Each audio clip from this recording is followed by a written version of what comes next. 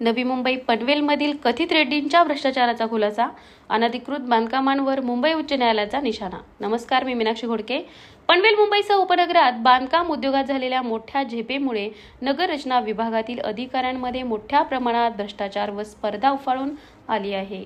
विशेषतः वसई विरार महापालिकेतील नगर रचना उपसंचालक वाय.एस. रेड्डी यांच्या घरातून सुमारे 30 कोटीचा ऐवज रोख रक्कम, हिरे व सोन्याचे दागिने ईडीने जप्त केल्याने या भ्रष्टाचाराचा पर्दाफाश झाला आहे।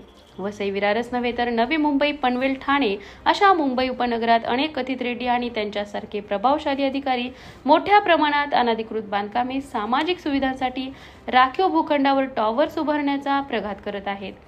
नवी मुंबईत हजारो अनधिकृत बांधकामाची नोंद असून मुंबई उच्च न्यायालयाने महापालिकेला कडक नोटीस देऊन यावर नियंत्रण घालण्याचे आदेश दिले आहेत।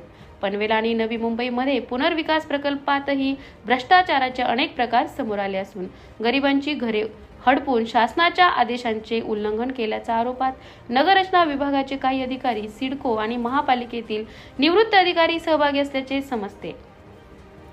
वनमंत्री गणेश नाईक आणि नगररचनाकार सोमनाथ केकान यांनी या प्रकरणावरून महापालिकेतील भ्रष्टाचारावर थेट भाष्य करत दोषींविरोधात कडक कारवाईची मागणी केली आहे। तसेच नगररचना खात्यातील अनेक अधिकारी सल्लागार रूपी दलाल बनून घोटाळ्यांना चालना देत असल्याचा आरोपही केला जात आहे। बांधकाम क्षेत्रातील या भ्रष्टाचारामुळे सामाजिक व नागरी सुविधांवर परिणाम होत असून प्रशासनिक फेरफटका आणि लोकशाही संस्थांच्या कारवाईची गरज अधोरेखित होत आहे। मुंबई आणि उपनगराच्या नगररचना विभागातील या भ्रष्टाचारावर नियंत्रण मिळवणे ही प्रशासनासमोरील मोठी आव्हाने बनली आहेत।